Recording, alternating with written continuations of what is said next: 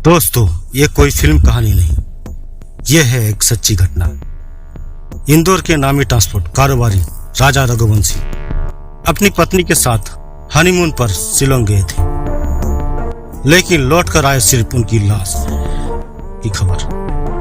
अब 2 महीने बाद इस केस में आया है ऐसा मोड़ जिसने जांच की ओर उलझा दिया है।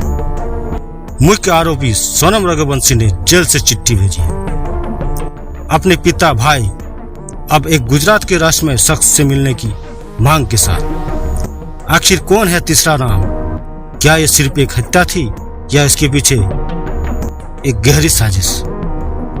राजा रघुवंशी इंदौर के सम्मानित शांत स्वभाव का इंसान जिसने हाल ही में सोनम से शादी की थी। शादी के कुछ दिन बाद कपल शिलोंग चले गए हनीमून मनाने, लेकिन कुछ ही दिन में सोनम ने एक ऐसा प्लान रचा जिसमें पूरे देश में हलचल मच गई। राजा की लाश शिलोंग के एक होटल के पास मिली। शुरुआत में इसे आत्महत्या माना गया, लेकिन जैसे जैसे जांच आगे बढ़ी शक सोनम पर गहराता गया। शिलोंग पुलिस की जांच में सामने आया है कि सोनम का एक प्रेमी है राज।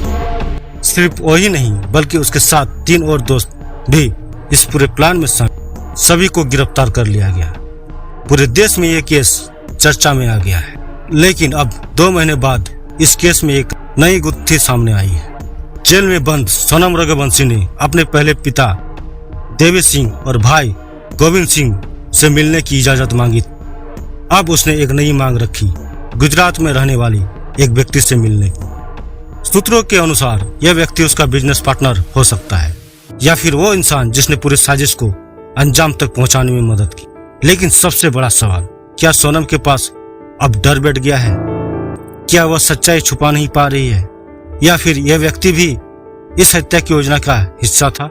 जेल में सोनम की गतिविधियां तेज हो चुकी है। सूत्र बताते हैं कि खाने के समय सभी आरोपी राज, उसके दोस्त और सोनम आपस में बात करते हैं। हालांकि प्रशासन ने सबको अलग अलग वार्ड में रखा है, लेकिन खाना एक ही जगह में होता है जहां बातें होती है, संदेश दिए जाते हैं। वहीं दूसरी ओर राजा के भाई विपिन रघुवंशी ने केस को आगे बढ़ाने के लिए अब नार्को टेस्ट की अर्जी कोर्ट में दी है। वो शिलोंग पहुंचे हैं और कहते हैं सच्चाई अब भी सामने नहीं आई, इसलिए टेस्ट जरूरी है। हाल ही में 300 आरोपी property agent Shillong James, building मालिक लोकेंद्र और चौकीदार बलवीर को जमानत मिल गई थी। इससे राजा की मां उमा देवी की तबीयत भी बिगड़ गई। परिवार न्याय की मांग चाहता है। राजा की हत्या के बाद सोनम देवास नाका स्थित किराए के फ्लैट में छुपी रही। यही वो फ्लैट था जहां हत्या से जुड़ी कई सबूत मौजूद थे जिन्हें मिटाने की कोशिश की गई।